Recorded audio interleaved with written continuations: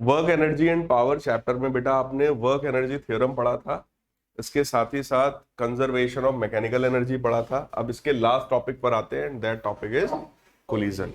Collision अभी तक तो आपने कभी पढ़ा नहीं होगा, है ना। कोलिजन का बेटा सिंपल मतलब है कि एक ऑब्जेक्ट आए और दूसरे से टकरा जाए, ये तो नॉर्मल भाषा में आप समझते ही हैं कोलिजन। लेकिन फिजिक्स की लैंग्वेज में केवल इसी को कोलिजन नहीं कहा जाता है। मान लो एक ऑब्जेक्ट आ रहा है और इसकी वजह से कोई दूसरे ऑब्जेक्ट का डायरेक्शन चेंज हो जाए, this is also known as collision. आप मॉल में जा रहे हो और आपको आपका कोई खड़ूस टीचर दिखाई पड़ा, ठीक, टीचर उधर से जा रहा था, तुमने यहीं से अपना रास्ता बदल लिया कि उसके तो पहुंचे ही ना, वो हमें देखे ही ना। तो ये भी क्या है फिजिक्स की लैंग्वेज में, कोलिजन। एक प्रोटॉन इधर से आ रहा है और एक दूसरा पॉजिटिव चार्ज इधर है, बड़ा पॉजिटिव चार्ज है, ठीक, ये दोनों को इधर से फेंको तो ये यहां तक आएंगे और यहीं से वापस चले जाएंगे, तो ये भी क्या है, collision.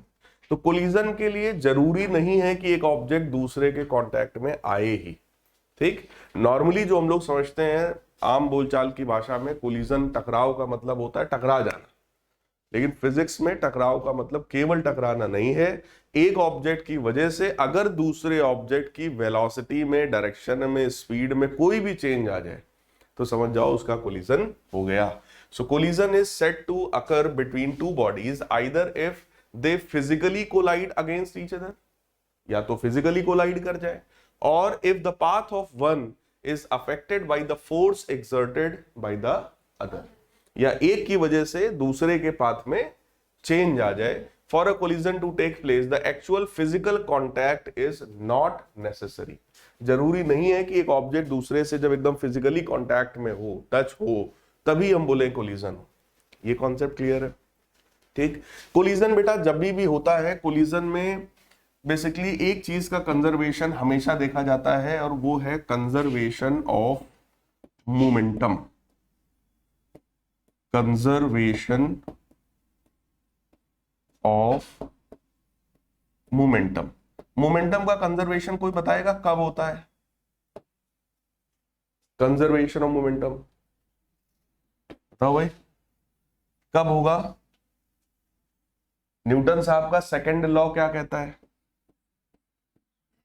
External force acting on any system is equal to rate of change of its momentum, f is equal to d p by d t होता है।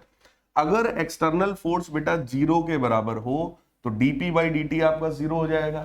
तो ऐसे में हम लोग बोलेंगे कि मोमेंटम कैसा हो गया, कांस्टेंट हो गया। और मोमेंटम अगर कांस्टेंट हो गया तो बोलो इसी को बोलते हैं कंजर्वेशन ऑफ मोमेंटम। तो मोमेंटम कंजर्व होने के लिए जो नेसेसरी कंडीशन होता है वो है external force should be equal to zero. अब आप सोचो एक ऑब्जेक्ट इधर है एक इधर है और मैंने दोनों को मान लो ऐसे कुछ स्पीड दिया, बॉल मान लो दो बॉल है, मैंने इधर से दोनों को स्पीड दिया, वो बॉल ऐसे ऐसे आ रही अपने आप टकरा गई। तो ड्यूरिंग कोलिजन क्या कोई एक्सटर्नल फोर्स हमने लगाया है, ड्यूरिंग कोलिजन नहीं लगाया, है ना। तो अगर कोई एक्सटर्नल फोर्स नहीं है तो ड्यूरिंग कोलिजन हमेशा मोमेंटम कैसा रहेगा, कांस्टेंट, यानी कि momentum before collision will be equal to momentum after collision. इसी को बोलते हैं कंजर्वेशन ऑफ मोमेंटम। कोलिजन अभी आप लोग आगे पढ़ेंगे दो तरह का होता है बेसिकली।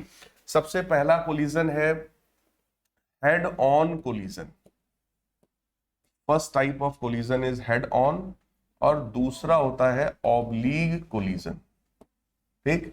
हेड ऑन कोलिजन का मतलब है वन डायमेंशनल कोलिजन। अगर 1D में कोलिजन हो रहा है, वन डायमेंशन में कोलिजन हो रहा है, एक ऑब्जेक्ट इधर से आ रहा है दूसरा इधर से आ रहा है, कोलाइड कर गया, या एक इधर जा रहा है दूसरा भी इधर ही जा रहा है, कोलाइड कर गया, तो इस तरह का कोलिजन कहलाता है 1D कोलिजन, यानी कि वन डायमेंशन कोलिजन या फिर हेड ऑन कोलिजन। दूसरा है ऑब्लीक, जिसको आप 2D या 3D कोलिजन भी कह सकते हैं, ठीक। ऑब्लीक कोलिजन का मतलब यह है कि एक ऑब्जेक्ट इधर से आया एक ऑब्जेक्ट इधर से आया और कोलाइड कर गए, या एक इधर से आ रहा था दूसरा इधर से आ रहा था, कोलाइड कर गए। तो ये कोलिजन जो होता है जो कि एक प्लेन में हो, प्लेन कैसा होता है 2D, किसी एक प्लेन में कितनी एक्सेस होती है, दो, बता चुके ना, XY प्लेन है कि YZ प्लेन है, ZX प्लेन है। तो इस तरीके से किसी एक प्लेन में दो एक्सेस मतलब 2D है, दो डायमेंशन है। तो 2D भी हो सकता है 3D भी हो सकता है, क्लियर। मान लो एक बॉल आप इधर से फेंको, एक बॉल हम इधर से फेंके, निशाना हमने लगा दिया, उस पर भिड़ गया जाके, तो ये कोलिजन कैसा है? That is oblique collision. तो ऑब्वियस है ऑब्लीक कोलिजन इसके कंपैरिजन में थोड़ा सा टफ होगा, इसीलिए वो आपके सिलेबस में अभी फिलहाल नहीं है। आपको सिर्फ कौन सा पढ़ना है? Head on collision. और हेड ऑन कोलिजन में भी अगर हम लोग और कैटेगरी में जाएं, देखो एक तो ये हो गया on the basis of dimension, कि डायमेंशन के बेसिस पर इसके कितने टाइप हैं।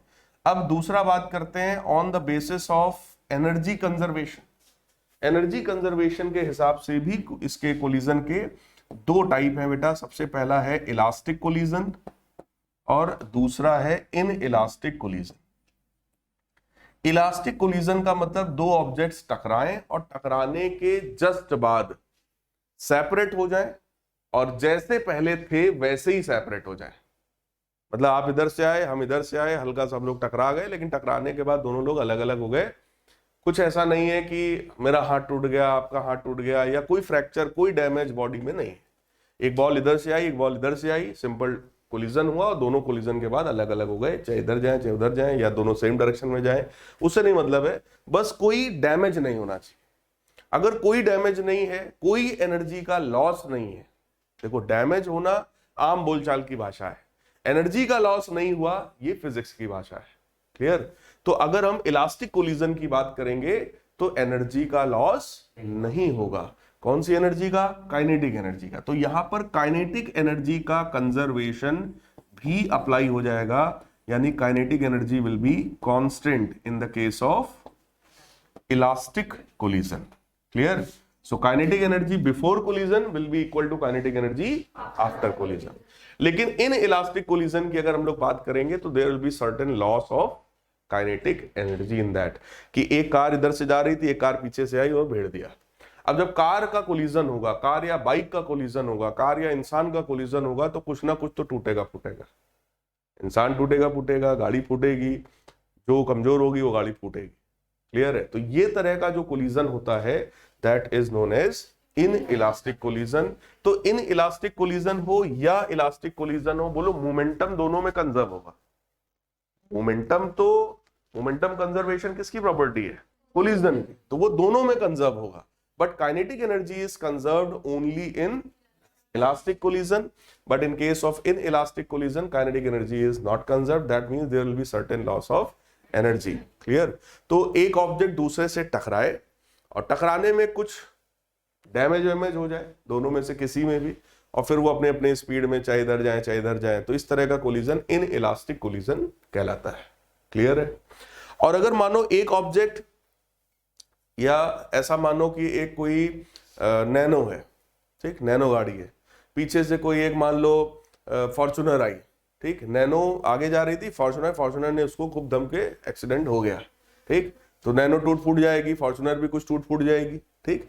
लेकिन उसके बाद भी फॉर्च्यूनर का जो पावर है इंजन का वो ज्यादा है, ठीक। इमेजिन करिए कि वो नैनो भले टूट फूट गई, फॉर्च्यूनर में भी थोड़ा तोड़ फोड़ हुआ, उसकी भी लाइट वाइट फूट फट गई, लेकिन उसके बाद भी वो फॉर्च्यूनर उसको ठेले चली जा रही है। तो जस्ट आफ्टर कोलिजन दोनों ऑब्जेक्ट्स की स्पीड क्या हो गई? सेम हो गई ना। अब जितनी स्पीड से फॉर्च्यूनर धक्का देगी उतने से वो आगे बढ़ेगा। इस तरह का कोलिजन कहलाता है परफेक्टली इन इलास्टिक कोलिजन। क्या कहलाता है? मतलब आफ्टर कोलिजन अगर दोनों ऑब्जेक्ट्स की स्पीड सेम हो जाए then it is said to be perfectly inelastic collision. Speed अलग अलग है, that is inelastic collision. Energy का लॉस ही ना हो, that is elastic collision. Differences समझ में आ गए? अब आप मुझे, मैं एग्जांपल दे रहा हूं, बताइएगा। एक स्केटिंग शू रखा हुआ है, मैं दौड़ते हुए आया, उसके ऊपर चढ़ गया। स्केटिंग समझते हैं ना? फिर हम लोग अपना भाई स्केटिंग के ऊपर चढ़ गए, तो हम चल रहे हैं, अगर हमें चलाना आता है, तो ये कौन सा कोलिजन है? It is perfectly inelastic collision. अगर एक लकड़ी का बड़ा सा समझ लो गट्ठर टंगा हुआ है, जैसे पेड़ होता है ना, पेड़ का वो जो लकड़ी वाला पोर्शन, उसको ऐसे काट करके दो पार्ट किए गए, इससे इतना बड़ा गट्ठर एक टांग दिया गया, और उधर से एक बुलेट आई और उस गट्ठर में धंस गई। अगर वो छेद करके पूरा निकल गई तो कौन सा कोलिजन है? In elastic. सही है। अगर वो आई और आधे में या कुछ ही थोड़ा ही अंदर तक धंस पाई, या आधे में धंस पाई, या आधे से ज्यादा में धंस पाई, लेकिन निकल नहीं पाई, अब कौन सा कोलिजन है?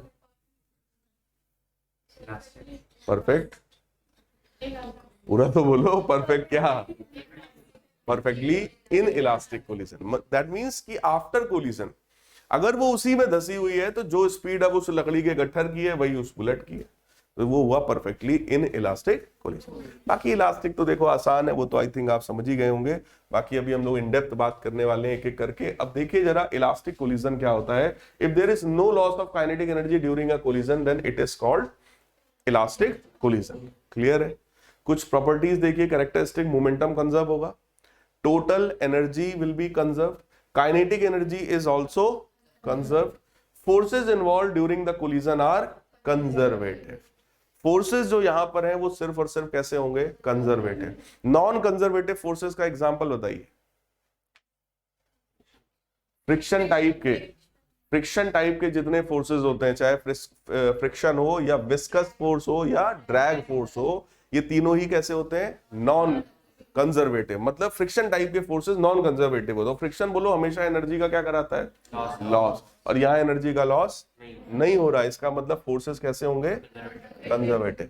The mechanical energy is not converted into heat, light, sound और एनीथिंग एल्स। भाई जब एनर्जी का लॉस ही नहीं हुआ तो मैकेनिकल एनर्जी किसी और फॉर्म में कन्वर्ट नहीं होगी। एग्जांपल देख लो, एक दो एग्जांपल दिया होगा। कोलिजन बिटवीन सब एटॉमिक पार्टिकल्स, तो आप लोगों ने पढ़ा होगा वो क्या बोलते हैं, किसी भी मॉलिक्यूल में जो एटम्स होते हैं या जो इलेक्ट्रॉन्स होते हैं वो जिगजैग ब्राउनियन मोशन में इधर उधर मूव करते रहते हैं, उनका आपस में कोलिजन होता रहता है। ठीक है, क्लास अभी तो आप लोग 11 में ही है, अभी आप लोग आगे एक डेरिवेशन भी पढ़ेंगे, pressure in any ideal gas. कोई भी आइडियल गैस जो होता है अभी आगे जब पढ़ाएंगे तो वहां पर उसके जो मॉलिक्यूल्स कोलाइड करते रहते हैं, उस कोलिजन की वजह से प्रेशर एक्सर्ट करते हैं। भाई किसी भी गैस की वजह से प्रेशर होगा ना, अगर यहाँ पे ऑक्सीजन गैस भर दिया जाए तो वो ऑक्सीजन गैस बार बार इस दीवार पे ऐसे धक्का देगा ना, इधर भी देगा, उधर भी, ऊपर भी, नीचे, हर तरफ से। वो हर एंड पर, हर एक पॉइंट पर, ठीक, सराउंडिंग वेसल पे हर तरफ से वो फोर्स लगाएगा। भाई गैस है तो गैस तो बाहर निकलना चाहेगी, ठीक, तो हर तरफ से फोर्स लगाएगा, प्रेशर एक्सर्ट करेगा। तो वो भी कोलिजन कैसा होता है? Elastic collision. तो वहां जब पढ़ाएंगे तो आपको बताएंगे। फिलहाल collision between glass balls, glass और बॉल का कोलिजन जो होता है कि शीशे का मोटा सा हो, उस पर आपने एक बॉल फेंका और कैच कर लिया, तो वो कोलिजन कैसा है? क्योंकि कोई डैमेज उसमें नहीं हुआ। हाँ, अब ग्लास दुबला पतला सा है, आपने बॉल फेंका, ग्लास फट गया, तो वो कोलिजन इन इलास्टिक कोलिजन में आ जाएगा। फिलहाल inelastic collision there is a loss of kinetic energy during the collision, it is called inelastic collision. Momentum conserve है, टोटल एनर्जी कंजर्व है, but kinetic energy is not conserved in this case. Some of the forces involved are non conservative. कुछ forces ऐसे जरूर होंगे जो वहां पर energy का क्या कराएंगे? लॉस कराएंगे। A part of mechanical energy is converted into heat, light and sound. Clear है? तो वैसे ये लाइन किताब में लिखी थी, मैंने लिख दिया, बट ये लाइन, एक लाइन इसमें बहुत अच्छी नहीं है, ठीक है, तो मैं अपनी तरफ से उस लाइन को कट कर दे रहा हूं। ये टोटल एनर्जी जो यहां है वो कंजर्व नहीं होनी चाहिए, तो इस लाइन को आप हटा ही देना, ठीक है ना, कि टोटल एनर्जी कंजर्व नहीं होती है। आप बोलोगे मोमेंटम कंजर्व है बट काइनेटिक एनर्जी कंजर्व नहीं है, ठीक। अब काइनेटिक कंजर्व नहीं है, एनर्जी का कुछ पार्ट हीट में, लाइट में, साउंड, भाई जब दो चीजें भिड़ेंगी तो कुछ ना कुछ हीट भी जनरेट होगा, साउंड भी जनरेट होगा, हो सकता है टकराने पे चिंगारी भी जनरेट हो, लाइट भी जनरेट हो। तो कहने का मतलब यहाँ कुछ ना कुछ सर्टेन अमाउंट ऑफ एनर्जी का लॉस हो ही रहा है। क्लियर? एग्जांपल देखिए क्या है, collision between two vehicles, collision between ball and floor. Ball और फ्लोर, आपने यहाँ जमीन पे पटका और वो बॉल फट गई मान लो, या बॉल आई बैट से मारा, कई बार ऐसा होता है बॉल फट जाती है, ठीक। तो ऐसे में वो कोलिजन कैसा है? That is inelastic collision. फिर आया परफेक्टली इन इलास्टिक कोलिजन, तो ये इसका टाइप नहीं है। क्लियर? यहां पे अलग अलग करके बता दिया, लेकिन जो ओरिजिनल था वो मैंने आपको पहले ही बता दिया कि हेड ऑन, ऑब्लिक, और दूसरी कैटेगरी में है इलास्टिक और इन इलास्टिक। तो परफेक्टली इन इलास्टिक का मतलब if two bodies stick together after collision and move as a single body with a common velocity. Collision के बाद दोनों स्टिक कर जाएं और सेम वेलोसिटी से मूव करें, तो वो कोलिजन कौन सा है? Perfectly in elastic collision. In such collision, momentum is conserved, but loss of kinetic energy is maximum. इस तरह के कोलिजन में, क्योंकि अब अगर देखो लकड़ी के गट्ठर में छेद हो गया और यहां तक बुलेट धसा हुआ है, तो भाई डिफॉर्मेशन तो हो गया ना, और बुलेट की काइनेटिक एनर्जी बोलो जीरो हो गई, जो बुलेट मूव करते हुए आ रहा था, अभी बुलेट की एनर्जी कितनी है? 0, क्योंकि 10 गई, रुक गई। तो वहां पर काइनेटिक एनर्जी का लॉस सबसे ज्यादा होता है। तो ये भी एक ऑब्जेक्टिव क्वेश्चन बन सकता है कि काइनेटिक एनर्जी का लॉस सबसे ज्यादा किस तरह के कोलिजन में होता है। एग्जाम्पल है mud thrown on a wall and sticking to it. कीचड़ जो होता है वो उड़ा और किसी दीवार पे जाकर चिपक गया, तो ये कोलिजन कैसा है? Perfectly inelastic. Man jumping into moving trolley, कोई मैन जो है मूविंग ट्रॉली पे जंप कर जाए और फिर चला जाए। Bullet fired into wooden block and remaining embedded in it, bullet को फायर किया और वो उसी में धंसा रहा, तो ये भी क्या है आपका? Perfectly inelastic collision. ठीक, फिर आया सुपर इलास्टिक और एक्सप्लोसिव कोलिजन। तो किसी चीज का एक्सप्लोड होना, क्लियर। तो देखिए, in such a collision there is an increase in kinetic energy. अब एक पटाखा है, अभी दिवाली बीती, आप लोगों ने जलाया भी होगा, पटाखे में आग लगाई और वो अपने आप फट गया। ठीक, इनिशियल काइनेटिक एनर्जी कितनी थी? 0। भाई पटाखा रखा है, हमने तो सिर्फ आग लगाई है, ना कोई दौड़ता हुआ है, ना किसी कोई भिड़ा, अपने आप वो फट गया। तो वहां पे कन्वर्जन किसका होता है? पोटेंशियल एनर्जी का कन्वर्जन होता है। उस पटाखे में कौन सी एनर्जी है? पोटेंशियल। वो भी पोटेंशियल एनर्जी किन कारणों से होती है? पोजीशन और, अभी कल ही पढ़ाया था, पोजीशन और कॉन्फ़िगरेशन। पोटेंशियल एनर्जी कितने कारण से होती है? पोजीशन और कॉन्फ़िगरेशन। तो अगर यहां पटाखा रख के आग लगा रहे हैं तो पोजीशन की वजह से एनर्जी है या कॉन्फ़िगरेशन की वजह से एनर्जी है? कॉन्फ़िगरेशन की। पटाखा तुम यहां रख के छुड़ाओ, जमीन पे रख के छुड़ाओ, अपनी खोपड़ी पे रख के छुड़ाओ, ज्यादा आवाज आएगी क्या खोपड़ी पे रखने पे? नहीं होगा ऐसा। पटाखा चाहे जहां छुड़ाओ आप। तो पोजीशन से कोई मतलब नहीं है, मतलब किस चीज से? उसके कॉन्फ़िगरेशन। उसके अंदर पोटेंशियल एनर्जी थी, जो बारूद भरा था या जो भी मटेरियल अंदर था उसकी एनर्जी थी, क्लियर। उस एनर्जी की वजह से वो फटा, और फटने के बाद कोई पार्ट इधर गया, कोई उधर गया, कोई उधर गया, मतलब फटने के बाद वहां कौन सी एनर्जी आई? काइनेटिक एनर्जी, और वो भी ह्यूज अमाउंट में आई, क्लियर। तो देखिए यहां पर लिखा होगा, in such type of collision there is increase in kinetic energy. पहले काइनेटिक एनर्जी थी नहीं, बट फटने के बाद काइनेटिक एनर्जी अपने आप आ गई। This occurs if there is release of potential energy on an impact. तो अगर काइनेटिक एनर्जी आई तो कहीं ना कहीं से आई होगी, तो कहां से आई है? पटाखे की पोटेंशियल एनर्जी से। तो एग्जांपल देखिए इसका क्या है? Bursting of crackers when it hits the floor forcefully, collision of trolley with another may release a compressed spring and thereby releasing the energy stored in the spring। कि एक trolley I move करते हुए, किसी spring में collide कर गई। अब spring में जैसे कोलाइड करेगी तो स्प्रिंग दबेगी। स्प्रिंग का दबना कौन सी एनर्जी है? Potential energy. फॉर्मूला कितना होता है? Half kx²। स्प्रिंग अगर दब गई तो कौन सी एनर्जी है?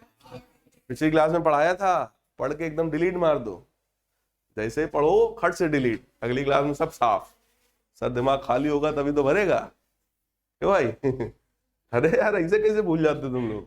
अभी जस्ट पिछली क्लास में आप लोगों ने न्यूमेरिकल किया इस पर। Half kx²। स्प्रिंग की एनर्जी होती है ना, अगर स्प्रिंग दबी हुई है बेटा या खिंची हुई है, दोनों केस में उसके अंदर एनर्जी स्टोर्ड होती है, वो भी कॉन्फ़िगरेशन की एनर्जी है, and that is half kx²। तो अगर ट्रॉली मूव करते हुए आ रही तो उसके पास काइनेटिक एनर्जी है, बट वो जाकर किसी स्प्रिंग से टकराई और स्प्रिंग दब गई, तो स्प्रिंग में कौन सी एनर्जी आई? Half kx², potential energy. उसको इलास्टिक पोटेंशियल एनर्जी भी कहा जाता है, ठीक। फिर head on one dimensional collision, तो मैं पहले ही बता चुका हूं हेड ऑन कोलिजन क्या होता है भाई। It is collision in which colliding bodies move along the same straight line path before and after collision. Before collision भी स्ट्रेट लाइन पाथ पर थे, आफ्टर कोलिजन भी स्ट्रेट लाइन पाथ पर है, तो ये 1D कोलिजन हो गया, वन डायमेंशनल कोलिजन हो गया। Collision between two railway compartments. अब रेलवे ट्रैक पर अगर दो रेल टकराएंगी तो मूव तो उसी ट्रैक पर ही करेगा, क्लियर। अगर गाड़ी ट्रैक से नहीं उतरी है तो वो वन डायमेंशनल कोलिजन हो गया। फिर आया 2D, if two bodies do not move along same straight line path but lie on same plane before and after collision, the collision is said to be oblique और two dimensional collision. तो oblique मतलब समझ लो to dimensional collision. और 3D भी मैंने बोला था, तो 3D तो आपके सिलेबस में वैसे भी दूर दूर तक नहीं है, क्योंकि फिर वो और टफ हो जाएगा, क्लियर। तो हम लोग जो भी कोलिजन की बात करेंगे वो सिर्फ और सिर्फ टू डायमेंशनल, कि आपने इधर से फेंका, इधर से कुछ आया, कोलाइड कर गया, ऑब्लिक कोलिजन। ये वाला नहीं करेंगे कि किसी ने इधर से फेंका, हमने इधर से फेंका और कोलाइड किया, ये 3D में हो गया। क्लियर? अगर बोर्ड पर ही कोलिजन हो रहा है तो वो 2D में। हालांकि ये भी अपने सिलेबस में बहुत ज्यादा नहीं है। जैसे collision between two carrom coins, carrom board, carrom खेलते होंगे, तो उसके जो दो गोटियां हैं अगर वो आपस में टकरा रही हैं तो वो कोलिजन कैसा है? 2 डायमेंशनल कोलिजन, क्योंकि वो एक प्लेन पे हो रहा है ना। इतनी बात क्लियर है? अब आगे बढ़ते हैं 1 डायमेंशनल कोलिजन को, इलास्टिक 1 डायमेंशनल कोलिजन को इन डिटेल डिस्कस करते हैं।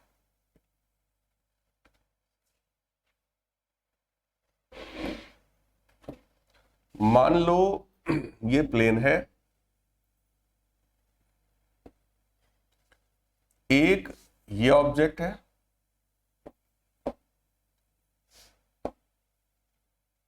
और एक ये ऑब्जेक्ट है, ठीक है। ये मान लो इसका नाम है A और इसका नाम है B। बिफोर कोलिजन बेटा इसकी स्पीड है UA और इसकी स्पीड है UB, और आफ्टर कोलिजन ये एक है और एक ऐसा ही यहां पर है।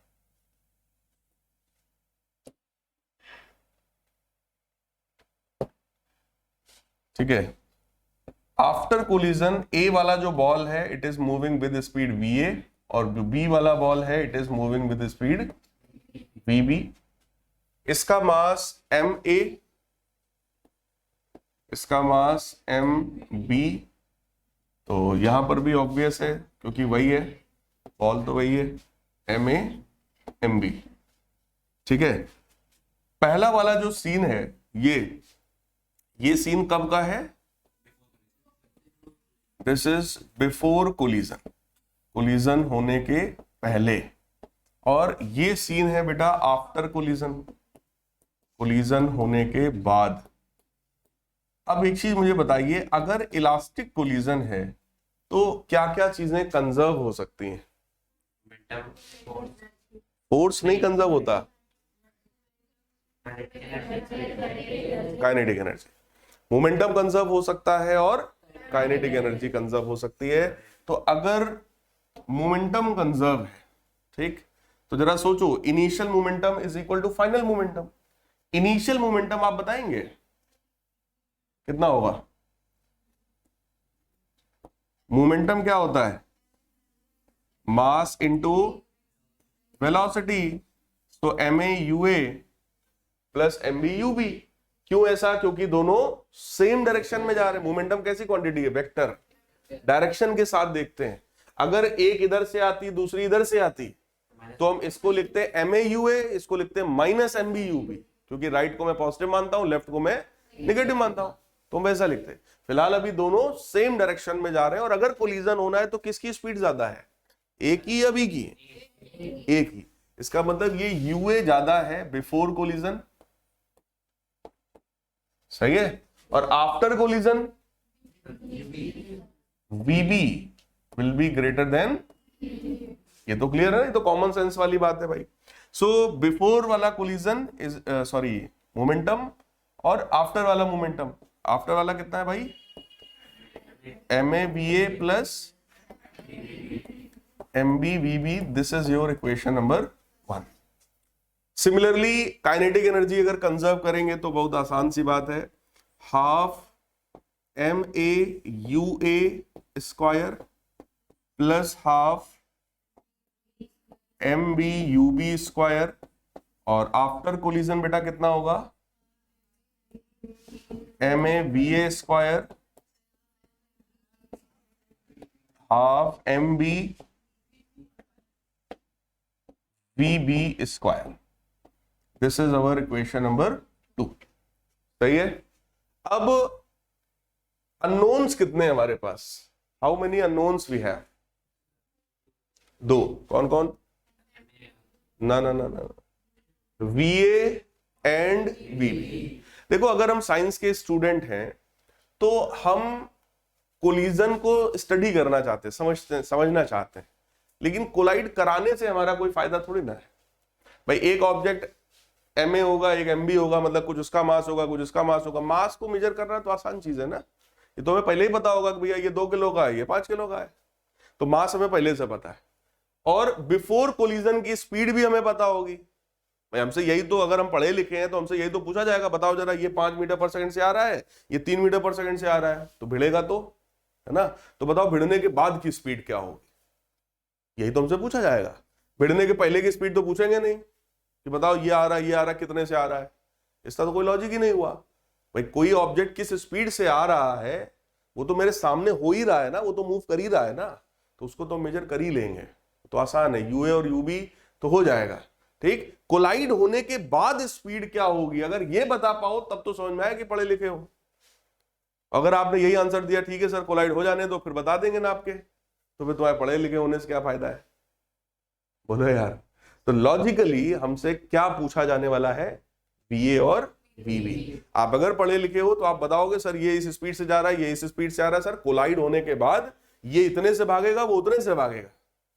यही काम है एजुकेशन का, कि कोलाइड ना हो तो उसके कोलिजन ना होने के पहले ही हमें पता हो कि कोलिजन होने के बाद क्या होगा। बात समझ में आई? तभी तो हम रोकेंगे कि सर कोलाइड होगा तो इतने इतने से भागेगा, इतनी एनर्जी का लॉस होएगा, तो सर क्यों लॉस कराएं, इससे अच्छा कोलिजन मत होने दो, इसको रोक लो, ठीक है ना। तो अपने पास अननोन कौन कौन है, बी और पी। अब बेटा 2 इक्वेशन हमारे पास है, 2 ही अननोन्स हैं, तो इस तरह की इक्वेशन सॉल्व करना आता है। 2 इक्वेशन हो, 2 अननोन हो भाई, 2x + 3y बराबर समथिंग 7 दिया है, और 4x - 11y बराबर समथिंग 2 दिया है। इस तरह की इक्वेशन सॉल्व करनी आती है ना, तो इसको हम लोग किसी भी मेथड से सॉल्व कर सकते हैं। तो अगर आपको सॉल्व करने को बोला जाए तो कैसे सॉल्व करोगे भाई, वीए वीबी 2 अननोन्स है हमारे पास, कैसे सॉल्व कर सकते हैं बेटा।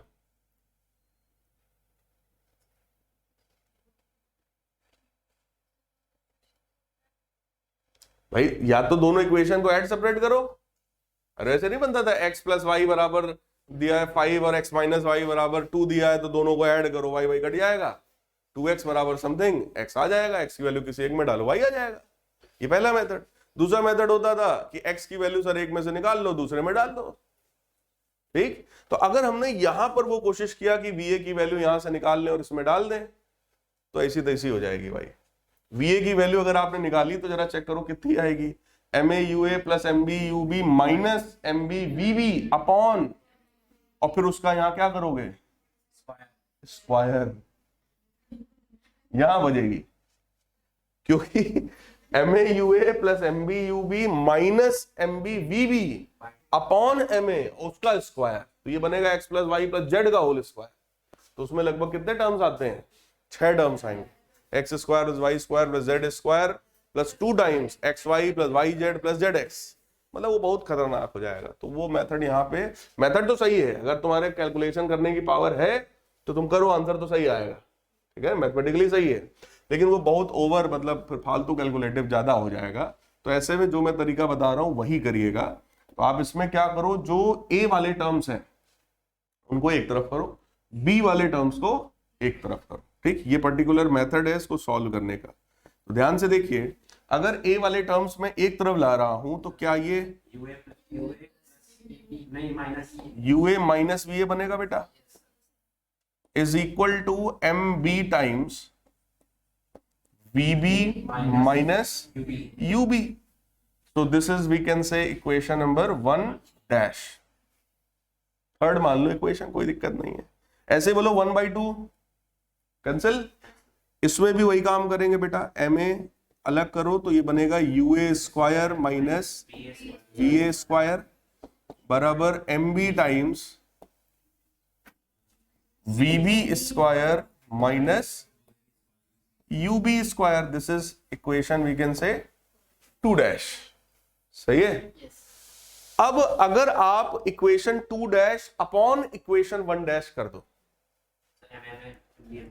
MA कैंसिल, MB कैंसिल, और सोचो ये A² माइनस B² है, तो A minus B A plus B, A minus B भी कैंसिल, बोलो यार सिर्फ क्या बचेगा, UA + BA।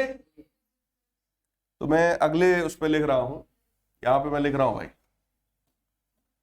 तो इक्वेशन 3 नहीं 2 डैश था ना, equation 2 dash divided by equation 1 dash, और जैसे ही हमने डिवाइड किया तो बचा UA plus V A, UA plus V A is equal to UB plus VB. Cross check कर लो भाई, एम ए से एम ए गया बेटा, इधर एम बी से एम बी गया, ये ए स्क्वायर माइनस बी स्क्वायर, तो ए माइनस बी ए प्लस बी, ए माइनस बी से ए माइनस बी भी गया, सिर्फ बचेगा ए प्लस बी, है ना। So U A plus V A, और यहां बचा U B sorry V B plus U B, तो एक ही बात है। अब ये इक्वेशन हमारी हो गई इक्वेशन नंबर, यहां से अगर आप वी बी निकाल लो तो ये बनेगा U A plus V A minus U B. इसको बेटा हम लोग यूज कर सकते हैं क्योंकि अब वैल्यू छोटी हो गई, उसकी तरह उतनी बड़ी वैल्यू नहीं है।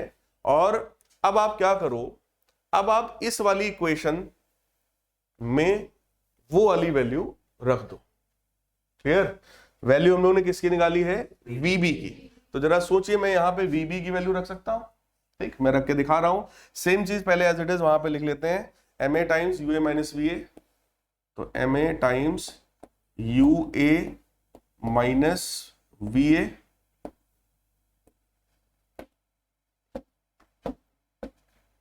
देखिएगा M A times U A minus V A बराबर M B times V B minus something. V B खुद ये है, अब लिख सकते हैं ना। So this is U A plus V A minus U B, है ना। This is V B minus U B. अब यहां पर हम माइनस यू बी लिख सकते हैं, यस। सो ये बना बेटा M A times U A minus V A is equal to M B times U A plus V A minus two U B. Clear है क्या? अभी हमारे पास अननोन बेटा क्या है? V A. तो वी ए वाले टर्म एक तरफ लाओ, बाकी सब एक तरफ ले जाओ। क्लियर? तो हम लोग क्या कर रहे हैं, इस वाले टर्म को हम इधर ले जा रहे हैं, ठीक है। बाकी सबको मैं इधर ला रहा हूं, तो जरा चेक करिएगा, एम ए यू ए, ये निगेटिव टर्म उधर जाएगा, पॉजिटिव होएगा, और इधर का जो टर्म है वो मैं इधर ला रहा हूं, ठीक है। देखना ध्यान से, इसको मैं इधर ला रहा हूं, माइनस का M B U A plus का that is equal to M A V ए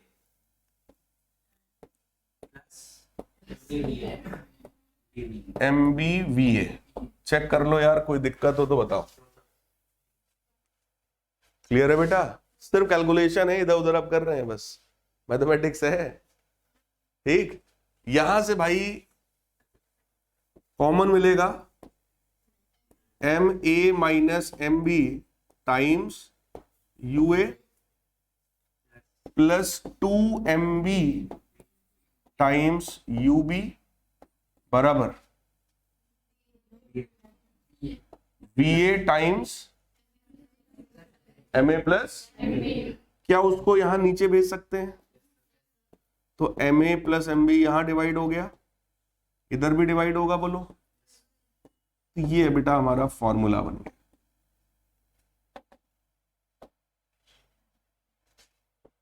देखिए ये फॉर्मूला आ गया।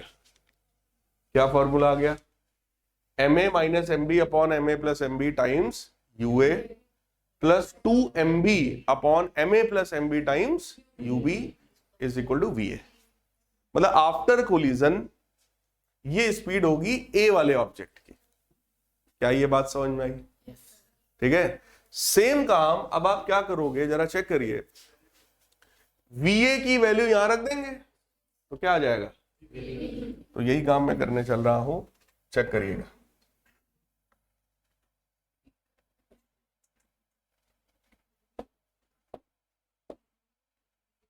आइए वैल्यू को सब्स्टिट्यूट करते हैं from equation 3 dash VB is equal to क्या होगा बेटा UA।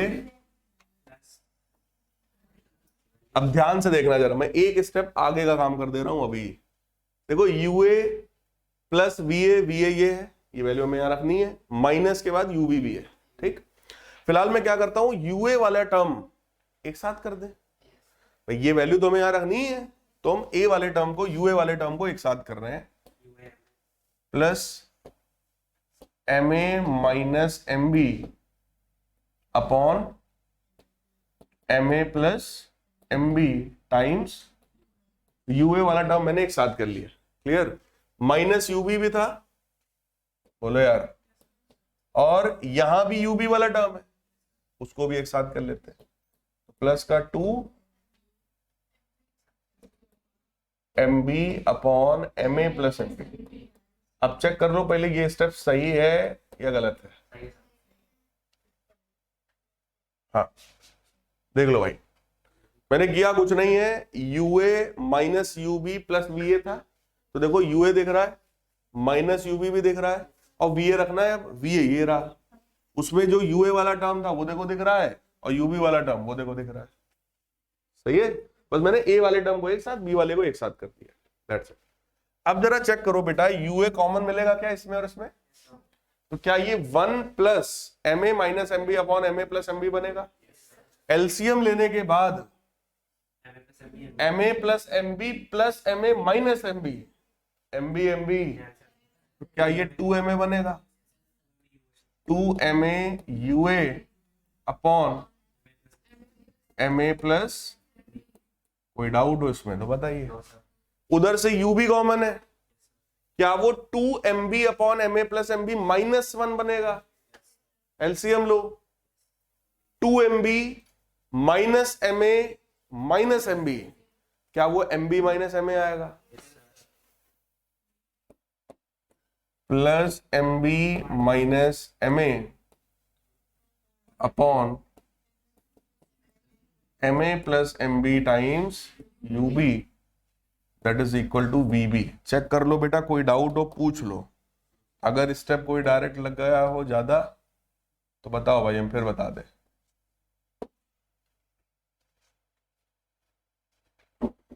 और फार्मूला में देखो सिमिट्री भी है, जैसे 2MB upon MA plus MB था तो इधर 2MA upon MA plus MB है, उधर देखो MA माइनस MB था, उधर MB माइनस MA, ये इतने छोटे मोटे अंतर है।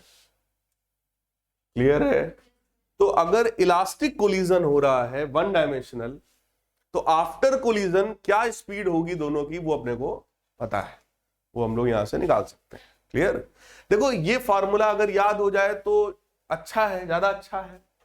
ठीक है, हमको तो नहीं याद है फिलहाल, ठीक है, हम डिराइव कर सकते हैं लेकिन हमें रटना नहीं है, बहुत ज्यादा रटने वाली चीज में हम माहिर नहीं थे, शुरू से नहीं थे, तो हमको बहुत ज्यादा रट नहीं पाता है, मुझे खुद नहीं लगना है ये फार्मूला, लेकिन हाँ जब कहोगे तो हम खटाखट डिराइव कर देंगे। आपको समझाने में भले हमें 10-12 मिनट लगे होंगे, लेकिन डिराइव करने में हमें 2 से 3 मिनट लगेगा, खाली खटखट लिखेंगे वो पूरा डिराइव हो जाएगा। ठीक, अब मैटर ये है कि सर फिर काम कैसे चलेगा। काम ये चलेगा कि अगर मान लो हमसे बोला जाए ये 2 किलो का ऑब्जेक्ट है, ये 4 किलो का या 5 किलो का ऑब्जेक्ट है, इसकी स्पीड 15 है, इसकी स्पीड 10 है, बताओ सर कोलाइड होने के बाद की स्पीड क्या होगी, यही तो क्वेश्चन है। अगर हमें फॉर्मूला रटा है भाई तो हम वैल्यू रखेंगे, नहीं रटा है तो हम फंडामेंटल लगाएंगे। फंडामेंटल क्या था, मोमेंटम कंजर्व करो और काइनेटिक एनर्जी कंजर्व करो। बोलो मोमेंटम कंजर्व हम कर सकते हैं, इसका मास पता है, इसकी स्पीड पता है, इसका भी मास पता है, इसकी भी स्पीड पता है, तो बोलो लेफ्ट साइड वाला पूरा टर्म हमें पता है कि नहीं पता है, ये वाला पूरा टर्म हमें पता है। ठीक, इस वाले टर्म में सोचो ये पता है, ये पता है, तो सिर्फ 2 ही तो बचेगा। ये इक्वेशन कुछ वैसे बनेगा, 2x प्लस 3y बराबर 25। बोलो यार, अब इधर वाले पे आओ, इसमें भी बोलो ये पता है, ये भी पता है, लेफ्ट हैंड साइड पूरा पता है, इसमें भी राइट हैंड साइड पे ये हमें पता है, ये हमें पता है, केवल ये बचा, ये बचा, तो ये इक्वेशन आएगी x square plus Y square बराबर समथिंग 36। बोलो यार, तो सिंपल इक्वेशन तुम्हें देखने को मिलेंगी, x प्लस वाई बराबर this and x square plus Y square बराबर दिस, और इस तरह की इक्वेशन आपने मैथ में खूब सॉल्व की है, तो हमको फार्मूला बहुत ज्यादा रटने की जरूरत नहीं है। लेकिन एज अ स्टूडेंट अगर आप रट सकते हो प्रैक्टिस करके तो रट लो, कोई बुराई भी नहीं है। ठीक, अगर याद होगा तो चीजें थोड़ा सा आप आसानी से कर ले जाएंगे, नहीं याद होगा तो आप मेरी तरह फिर पूरा फंडामेंटल दिमाग में रखो और सही कैलकुलेशन भी करो। फार्मूला रटा है, सीधे वैल्यू डालोगे, और उधर पता चला फंडामेंटल से किया और न्यूमेरिकल में कहीं वैल्यू गड़बड़ कर दी, लो खत्म खेल पे। तो इसलिए दोनों के अपने कुछ प्रॉस हैं, कुछ कॉन्स हैं। ठीक है, फिलहाल अब आते हैं कुछ स्पेशल केसेस में। स्पेशल केस बेटा पहला ये है when two bodies of masses, मतलब इक्वल मास है, मतलब जो दोनों कोलाइडिंग ऑब्जेक्ट्स हैं उनका मास आपस में क्या है, बराबर है। अगर मास बराबर है तो लेट अस सपोज m1 बराबर m2 है which is equal to m। ठीक, तो जरा सोचिएगा Va की वैल्यू कितनी आने वाली है। अगर Ma और Mb बराबर है तो क्या ये टर्म जीरो हो गया? सिर्फ ये बचा, तो 2m upon m plus m, यानी फिर से 2m, वो 2m भी कट गया, क्या बचा? ub। तो क्या Va की वैल्यू सीधे सीधे आई ub के बराबर? सही है। Vb बेटा बताओ जरा देखकर हमें, Vb बताओ, ये term zero, 2m upon 2m क्या बचा? इसका मतलब Vb की वैल्यू कितनी आई? जरा देख के बताओ हुआ क्या यहां पे? स्पीड्स आर इंटरचेंज्ड, इसकी स्पीड उनको मिल गई, उनकी स्पीड इनको मिल गई। सोचो भाई, एक इधर से मान लो कोई चल के आए 5 मीटर पर सेकंड से, इधर से कोई 4 मीटर पर सेकंड से, मास दोनों का सेम है, तो इधर वाले की स्पीड हो गई 4 मीटर पर सेकंड और इधर वाले की स्पीड हो गई 5 मीटर, मतलब स्पीड्स का क्या हुआ? स्वैपिंग हो गया, इंटरचेंज हो गया। So basically if masses are equal then two objects interchange their speed।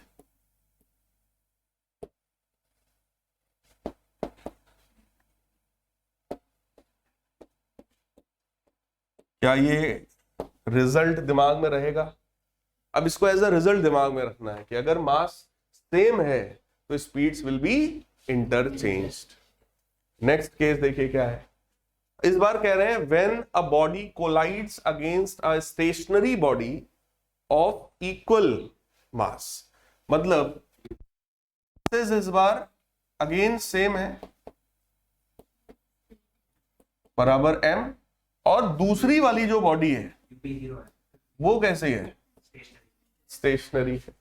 तो Va पहले तो मुझे बताइए, देखो Va की वैल्यू ub बराबर आ रही थी और वो ub अभी कैसा है, तो Va भी क्या हो जाएगा, और Vb की वैल्यू बोलो ua आया था, वो जीरो है नहीं, तो बस यही हमारा रिजल्ट है।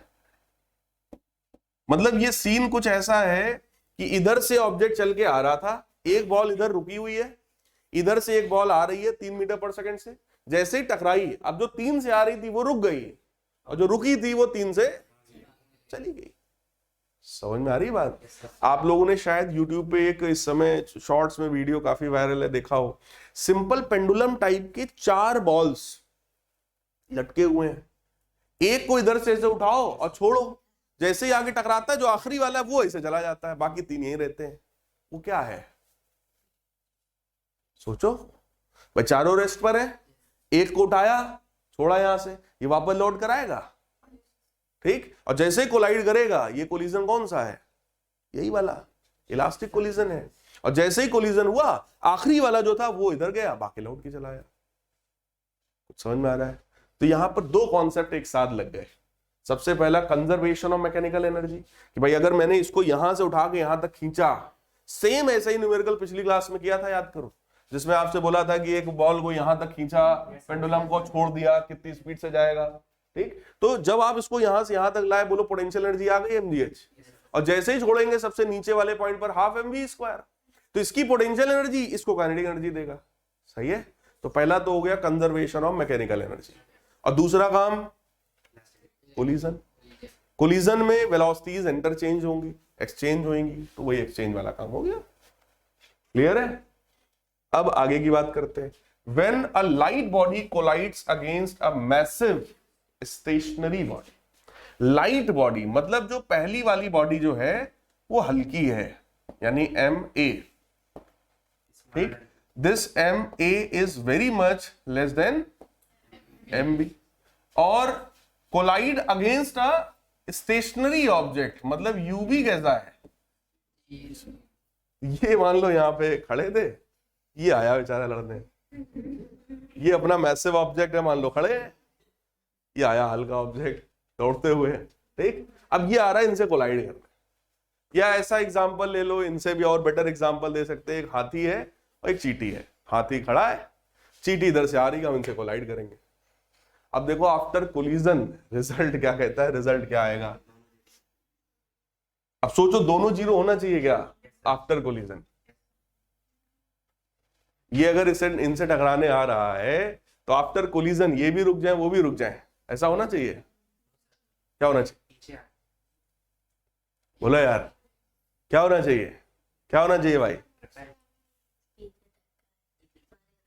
देखो हैवी ऑब्जेक्ट की सेहत पे कोई फर्क नहीं पड़ेगा, चींटी उटी की सेहत, मतलब चींटी से हाथी के ऊपर कोई फर्क, वो अपना जहां खड़ा था वैसे ही खड़ा रहेगा। चींटी जिस स्पीड से आई है अब वो वापस जाएगी, लेकिन कितनी स्पीड से जाएगी ये देखने वाली बात है, ठीक। तो हम लोग उसी का रिजल्ट हम लोग यहाँ पे निकाल रहे हैं। So we can write here V A is equal to, अब सोचो जरा, वी ए का फॉर्मूला भैया ये है, ठीक, और कंडीशन हमारे पास क्या था बेटा कि M A is very much smaller than, तो पहले मैं काम करता हूं, इस फॉर्मूले को मैं पूरा पूरा पहले वहां छापता हूं, फिर आगे की बात करते हैं। M A minus M B upon M A plus M B, M A minus M B upon M A plus M B times U A plus 2mb upon M A plus M B times ub, सही है। अब एक चीज मुझे बताइए, अगर mb बहुत बड़ा है तो बेटा मैथमेटिक्स के हिसाब से इसका मैं क्या यूज कर सकता, इस स्टेटमेंट से हम क्या मैथमेटिक्स निकालें। अगर mb बहुत बड़ा है बेटा तो इसका मतलब हुआ ma upon mb is nearly equal to, ये मैथमेटिक्स है कि अगर mb बहुत बड़ा है तो डिवाइड करोगे तो वैल्यू बहुत बहुत छोटी आएगी, लगभग लगभग 0। अब इस चीज का बेटा यूज करो, हमारे पास बस यही एक टूल है, समझ लो, ठीक। तो ma अपॉन mb हमें लाना है, तो आप क्या करो, mb से डिवाइड करो यार, तो ma upon mb minus 1, ma upon mb plus 1, समझ में आ रहा है, टाइम्स यूए प्लस mb से जब डिवाइड करोगे तो यहां ऊपर केवल 2 बचेगा और नीचे क्या बचेगा, ma upon mb plus 1 times, अच्छा इसमें भी u भी 0 ही था तो ये वाला टर्म तो गया, ये वाला टर्म भी 0, ये वाला टर्म भी, तो क्या ये 0 minus 1 upon 0 plus 1 times UA बचेगा, क्या ये माइनस यूए होगा। मतलब टीटी जिस स्पीड से आई थी उसी स्पीड से बोलो वापस चली जाएगी, माइनस मतलब डायरेक्शन जस्ट अपोजिट, क्लियर है ये। अब वीबी की बात करो जरा, वीबी का फॉर्मूला क्या था यार,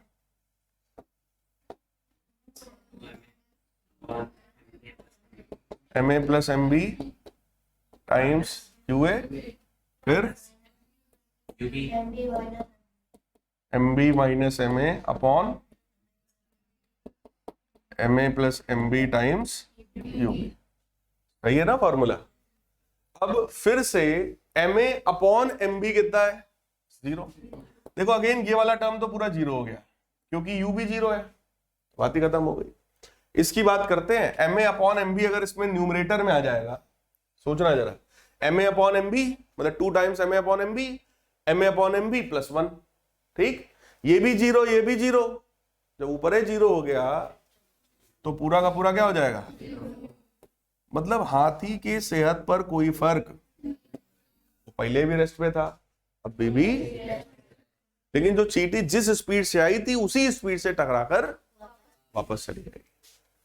तो इसका मतलब अगर एक हल्का ऑब्जेक्ट किसी भारी ऑब्जेक्ट से टकराता है, हम दौड़ते हुए जाएं दीवार आज गिरा देंगे, तो दीवार एक मैसिव ऑब्जेक्ट है, ठीक, हम भी मैसिव हैं लेकिन उतने नहीं है जितनी दीवार है।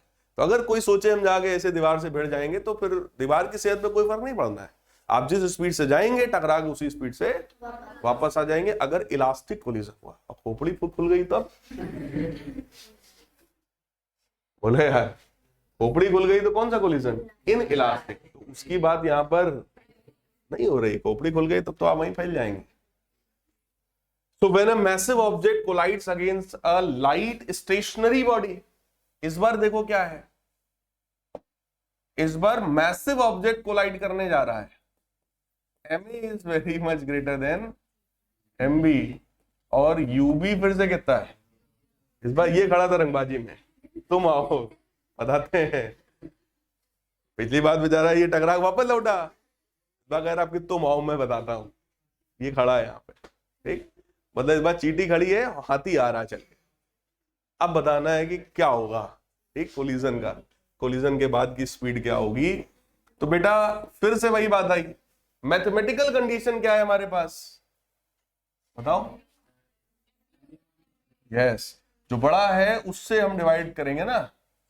सो mb अपॉन ma इज 0 और फॉर्मूला आपके सामने हमने पीछे लिखा ही था, ये वाला, ठीक है। सो ma minus mb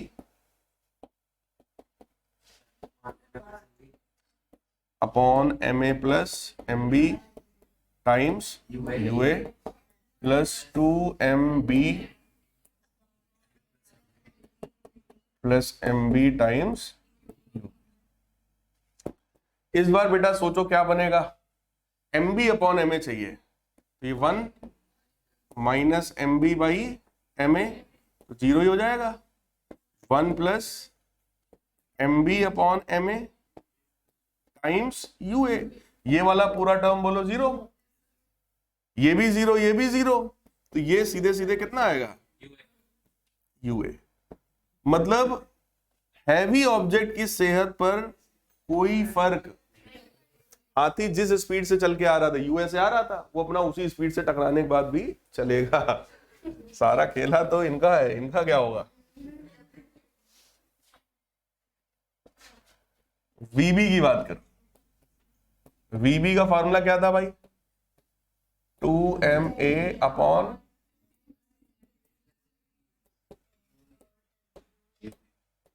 plus mb minus ma upon ma plus mb times ub।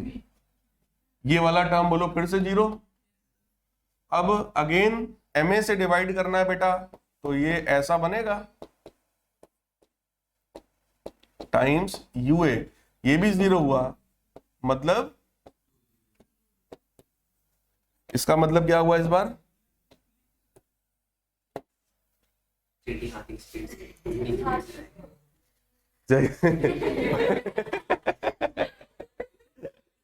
पहले तो रंगबाजी में खड़े तो बताओ क्या होगा।